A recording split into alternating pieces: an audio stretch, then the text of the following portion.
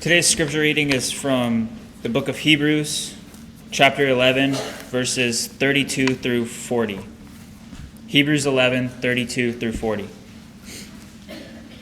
And what more shall I say? I do not have time to tell about Gideon, Barak, Samson, Jephthah, David, Samuel, and the prophets, who through faith conquered kingdoms, administered justice, and gained what was promised, who shut the mouths of lions, quenched the fury of the flames, and escaped the edge of the sword, whose weakness was turned to strength, and who became powerful in battle and routed foreign armies.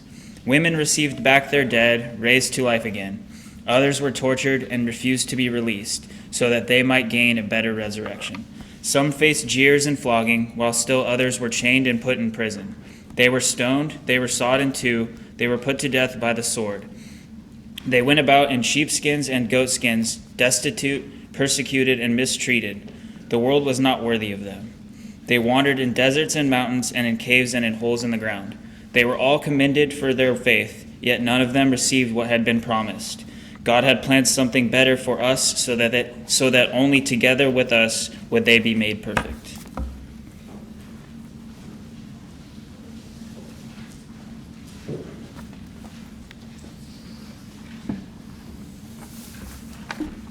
Thank you, Justin.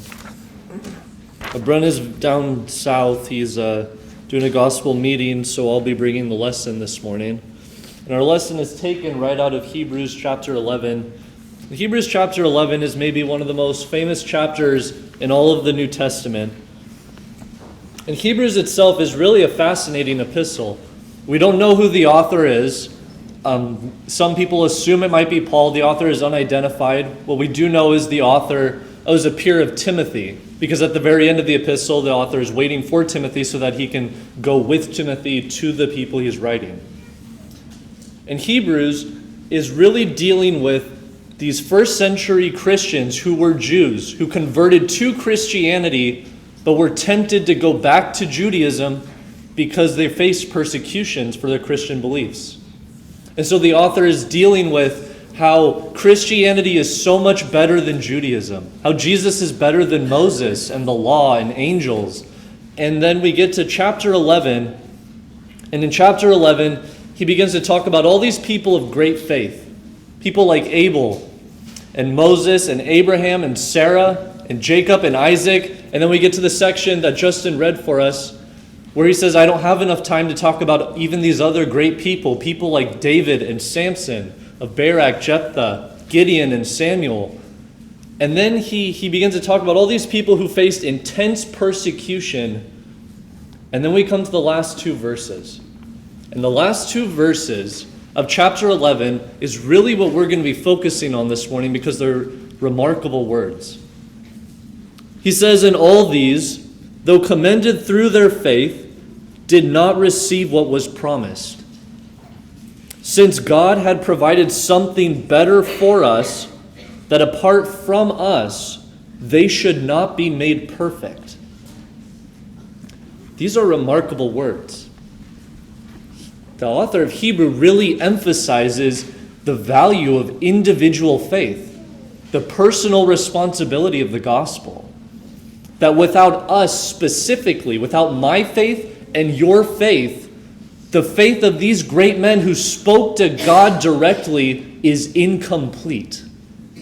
That's what perfect means. When we read the word perfect often in the New Testament, the Greek word doesn't mean what we mean in the 21st century. In the 21st century, we mean often without error or flawless. But the idea of perfect in the New Testament Greek is the idea of being complete or mature.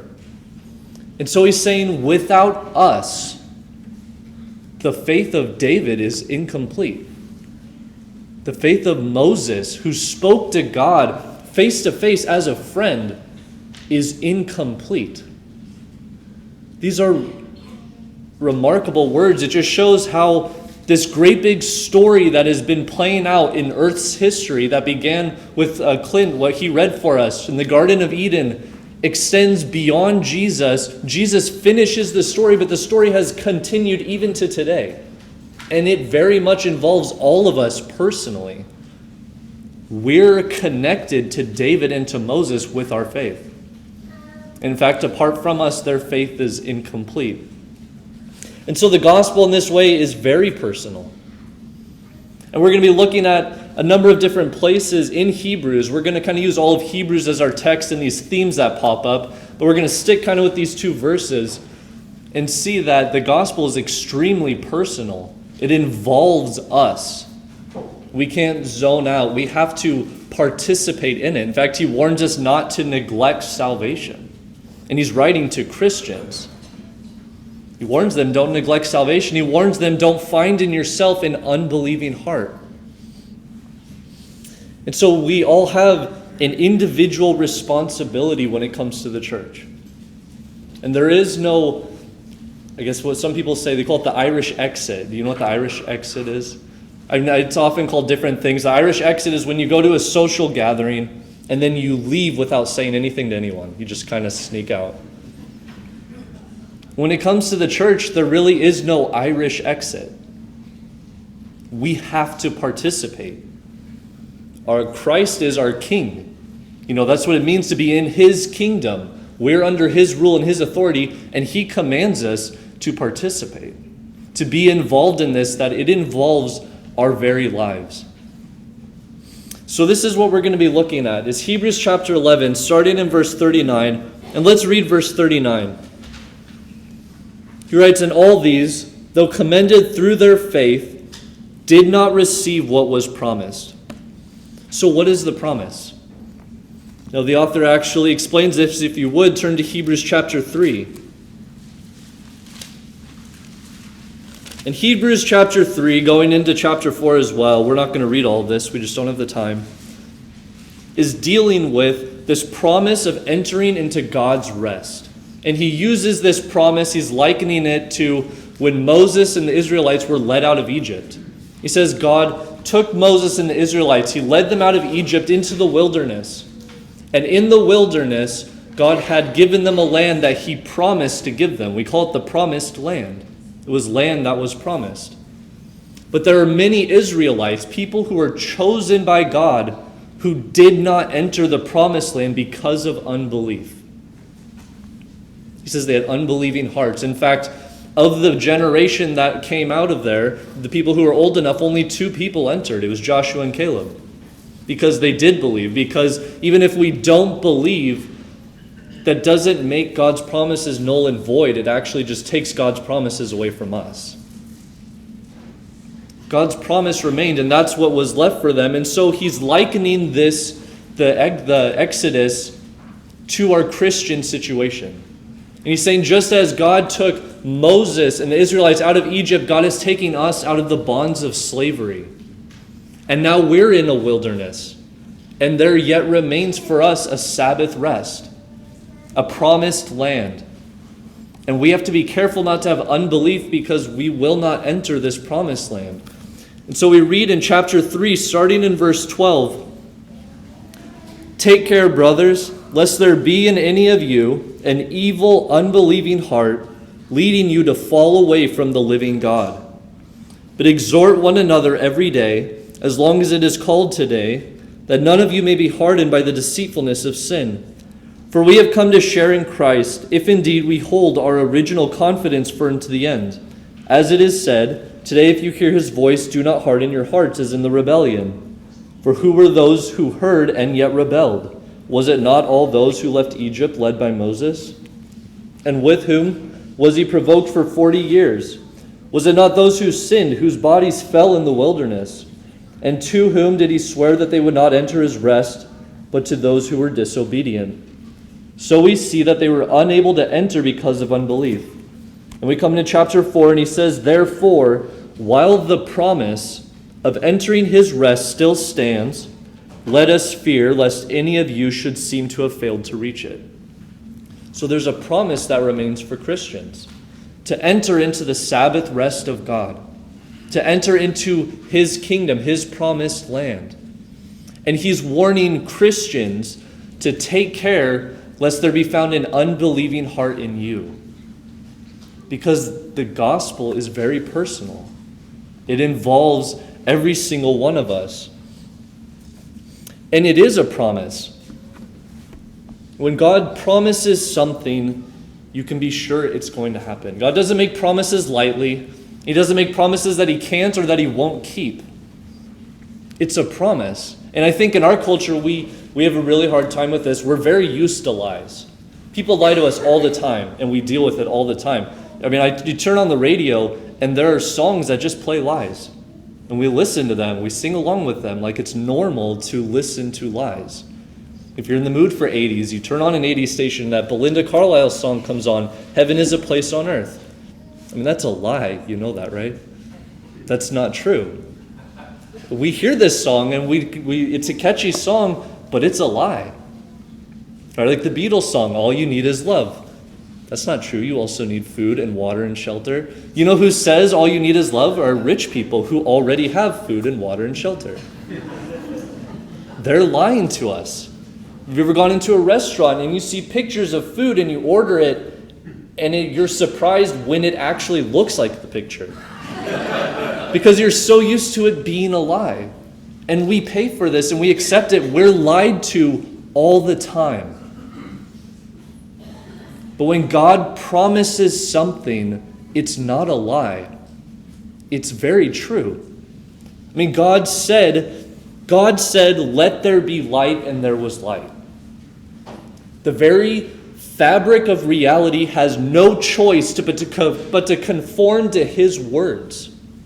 The very laws of nature come into being and bend at his words. When he says, let there be light, the world has no choice but to give light. It must give light. And no, I don't have that kind of power. I can't say, let the carpet be wood, and it suddenly becomes wood. But God can. God can say, let water become wine, and it becomes wine.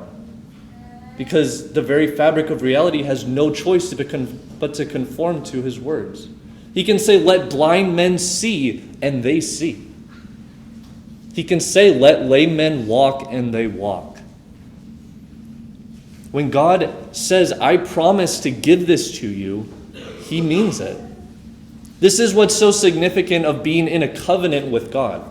You know, we often equate covenants with marriage vows, marriage covenants. It's an emotional and a legal contract. And we're in a new covenant as Christians where God promises to have grace on us. He's not going to just not do it. He promises it. But we also have to have believing hearts. If we have unbelieving hearts, that doesn't make the promise stop existing. It just takes the promise away from us. And so we read back in Hebrews chapter 11 that this promise, we actually have to strive to enter the promise. If you look in chapter 12, actually, starting in verse 1, he says, therefore, since we are surrounded by so great a cloud of witnesses, let us also lay aside every weight and sin which clings so closely, and let us run with endurance the race that is set before us. We have to run with endurance. It takes effort. Now, this isn't saying that you are saved by your works. We understand that's not true. But when we take the entire New Testament image of what it means to be saved, the faith and works and all this, we say, well, where's the happy medium? The happy medium is often portrayed as we must try our hardest but not rely on our hardest. We must try our hardest and do our best but not trust in our best to be the thing that saves us. It's God who saves us, but we still must try. We still must do it. We still have to, he puts it so clearly, lay aside every weight and sin which clings so closely to us. That's the very nature of sin. Sin clings to us. It's near us. It doesn't want to be found out. It's not far away. It's right around us. Sometimes it's even in our own homes. We let it into our lives. There are some people who may be tempted to gossip or to look at pornographic images on cell phones. And we keep those right in our pockets. We keep them on us. And he's saying, lay aside the sin that clings to us. Could we actually be people who are honest enough to take these phones, to go to a store and say, I can't use this anymore. I'm too tempted to sin. Could we actually do that? To live with that kind of truth and honesty? And when you go for a job interview and they say, how do I contact you? You say, well, you can use my house phone, or you can call my spouse's phone. We'll say, why don't you have a phone? You say, well, because I'm tempted by it, and I don't want to keep it around me. I'm tempted to sin by it. Can you imagine what kind of world it would be if we actually spoke that honestly? If we actually lived that honestly? But that's the kind of people we should strive to be. To be people who live honestly no matter what honesty looks like to others. So we must strive to enter this promise. We read back up in chapter 11, verse 39, he says, and all these, though commended through their faith, did not receive what was promised, since God had provided something better for us. God has provided something better for us. I don't think about this enough, but I've received something better than David and Abraham. I personally have received this. You personally have received this. It's something better than what they had. These men who spoke to God, who had direct relations with God, men through whom God worked miracles and they saw miracles. And yet this promise and this faith is more valuable, and that we have something even better. We have something better than what they had. If you would, turn with me to Hebrews chapter 10.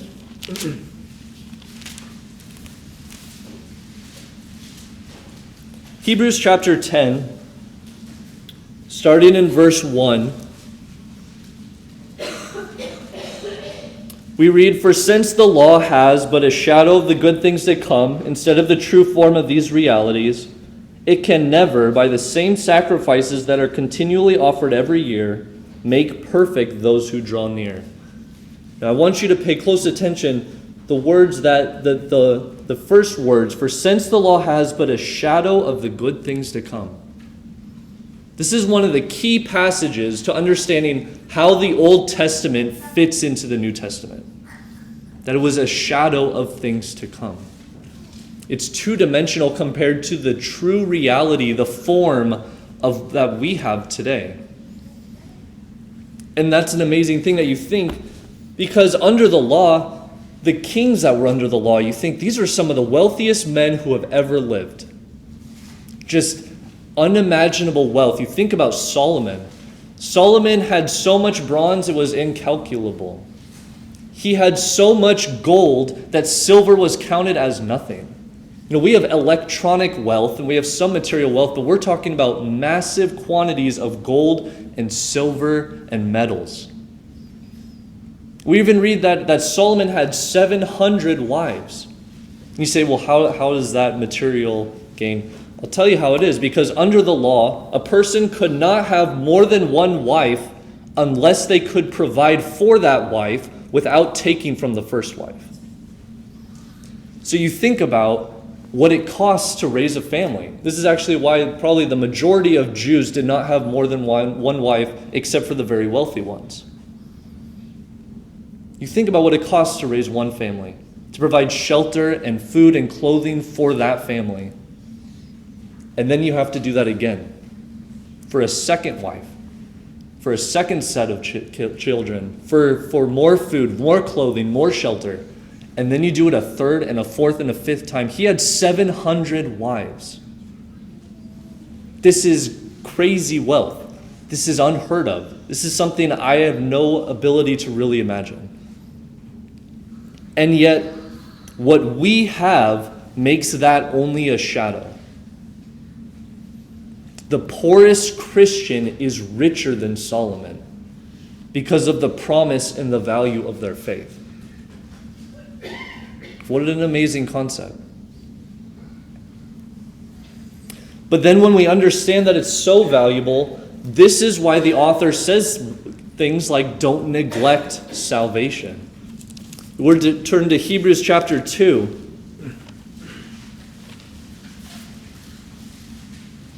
There's actually a theme that comes up a couple of times. In Hebrews chapter 2, starting in verse 1, we read, "Therefore we must pay much closer attention to what we have heard, lest we drift away from it.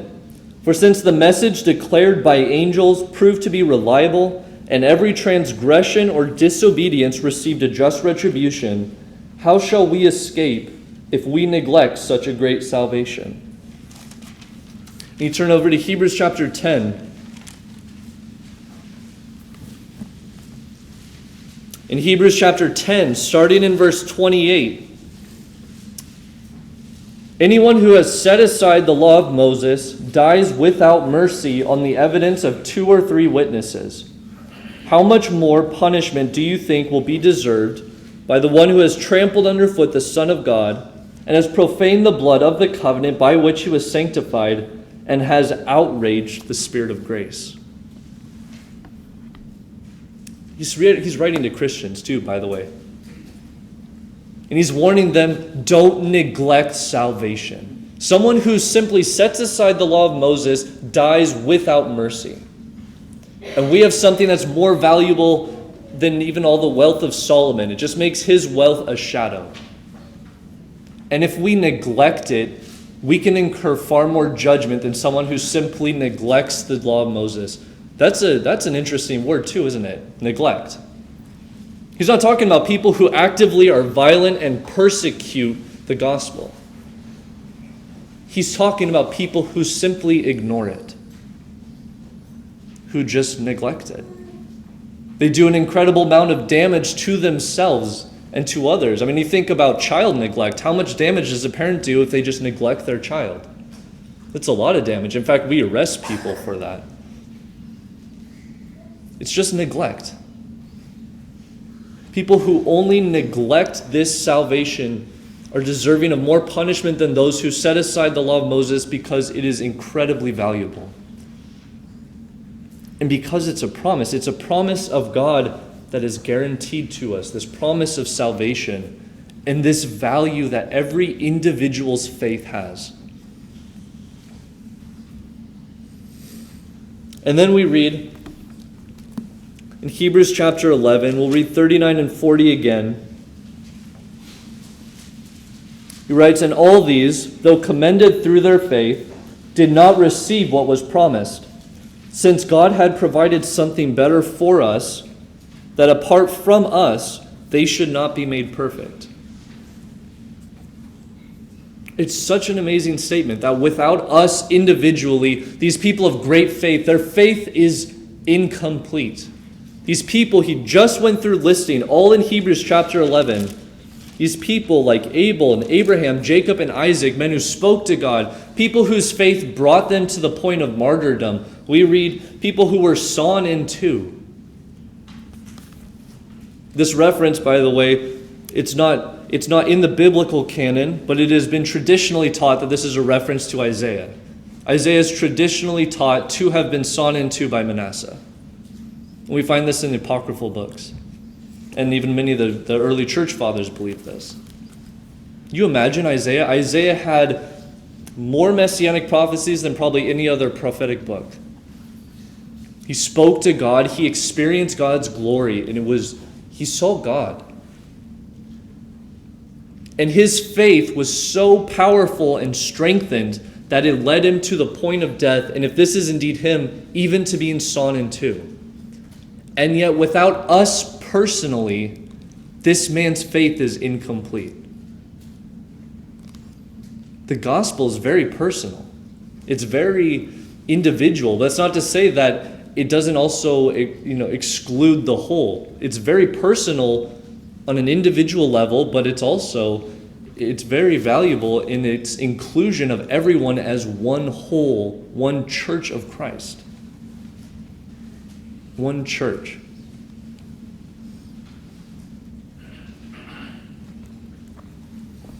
And so as a result, we have an immense responsibility, every one of us. We have a responsibility, and we have to take charge of our lives. We have to be Christians as hard as we can, but not trust in our hardest. We can't just simply neglect salvation, because neglecting it is the same as denying it. God asks a lot of us, actually. It's quite a responsibility, but it's also because it is so valuable. We can't just set this aside. We have to, if we call ourselves Christians, dedicate our lives to this. Even if dedicating our lives means we hand over our cell phones and we say, I can't use this because I'm tempted by this.